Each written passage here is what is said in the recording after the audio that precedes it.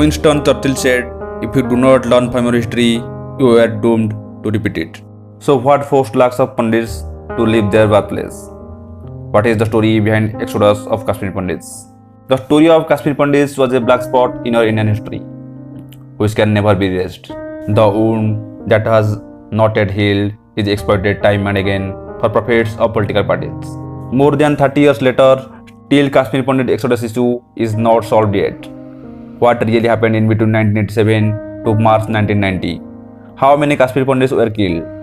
Why they are still living in transit camps? And why it is still a dream for Kashmir Pandits to return to their homelands even after 30 years? And who is responsible for all this? History of Kashmir was very complicated. We were told a myth that people left Kashmir Valley in one night, but this is not the true case. In 1980, Sheikh Abdullah was chief minister in Kashmir.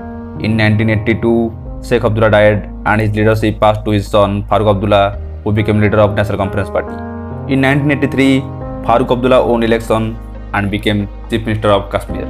But Indira Gandhi's government in center was not happy with National Conference Party. And in July 1984, just 8 months after winning the election, Farooq Abdullah's government brought down by Congress and Ghulam Muhammad Shah, who was brother-in-law of Farooq Abdullah. Ghulam Muhammad became the chief minister. Due to this political decision, anger and political instability increased in the valley. Taking chance of this situation, Jammu Kashmir Liberation Front, that is JKLF, increased its presence in Kashmir. In 1986, Rajiv Gandhi opened Babri Masjid locks and gave permission for worshipping. Now Pakistan-backed terrorists got a chance to divide people of Kashmir with their propaganda. After which there were incidents and riots reported in various places of Kashmir where Hindus were killed and temples were being destroyed. As Ghulam Muhammad Shah's government totally failed in ruling Kashmir, in December 1986, Rajiv Gandhi decided to make Farooq Abdullah chief minister again by signing a settlement. In March 1987, Congress and National Conference contested general election in Kashmir jointly. This election changed the history of Kashmir completely.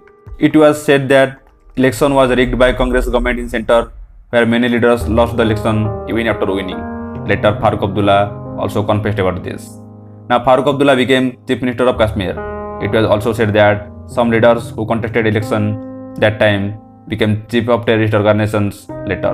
Syed Salahuddin became chief of terrorist organization Hizbul Mujahideen, and Yasin Malik became commander of his organization. And there are also others who joined terrorist organization after losing the election.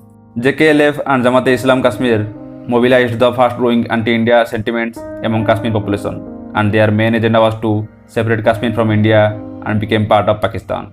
During 1987 to 1990, Kashmir militants killed anyone who openly expressed pro-India policies, and Kashmir Pandits were targeted specifically. In 1989, there were some high-profile killings happened in Kashmir Valley, which created an atmosphere of fear in Kashmir. Militants killed Pandit Tilaklal Taplu, an advocate and prominent leader of BJP, Pandit Nilakant Ganjo, a retired judge, and Premnath Bhatt, a journalist lawyer. All this took another high when, in December 1989, militants kidnapped daughter of Home Minister Mufti Muhammad Saeed and demanded to release 5 terrorists, and to which the government agreed. In 4 January 1990, Kashmiri local Urdu newspaper published a press release issued by Hizbul Mujahideen asking all Pandits to leave Kashmir Valley immediately, and also hit lists of Pandits were circulated publicly, saying they were our main targets. All of these were happening in front of central and state government, and they were completely failed to take any action against these terrorist organizations. In 1990, Jagmohan was again appointed governor by center, and there were some allegedly rifts between Farooq Abdullah and Jagmohan. 19 January 1990, the night of the terror, Farooq Abdullah resigned from CM post and Jagmohan took over as governor that day only. You can say government machineries were sort of paralyzed during this time, taking advantages of this situation. In the evening of 19 Jan 1990, highly proactive, communal and threatening slogans were raised all across Kashmir. Announcements were made in mics from masjids. Speeches were made describing supremacy of Islam against Hinduism and asking Kashmir Pandits to leave this valley. As there was no guarantee of their security, Kashmiri Pandits left the valley immediately. On 20th Jan, the first group of Kashmir Pandits left Kashmir. The next day, that is on 21st January 1990, CRPF Jawans killed 50 Muslim protesters under Gagdal Bridge. The government was totally clueless about all these incidents. This brutal incident continued till March and April.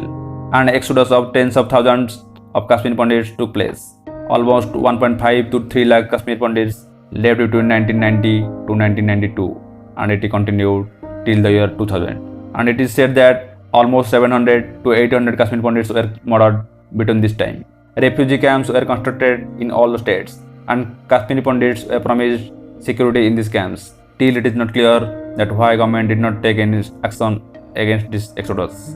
But due to this, one good thing happened, that now politicians got an agenda to divide Hindu and Muslim. Governments came and go, made claims and promises to Kashmir Pandits, but still it is a dream for all the Kashmir Pandits to return to their birthplace. One lesson learned from this historic tragedy, what happened with Kashmir Pandits was highly reprehensible. This should not happen with any religion, whether it is Muslim, Hindu, Christian or Sikh, in any part of our country, whether it is Odisha, UP, Kerala, Goa or Punjab. We all should learn to respect all people despite their religion, creed, caste or locality. With this message, I am signing off. Namaskar.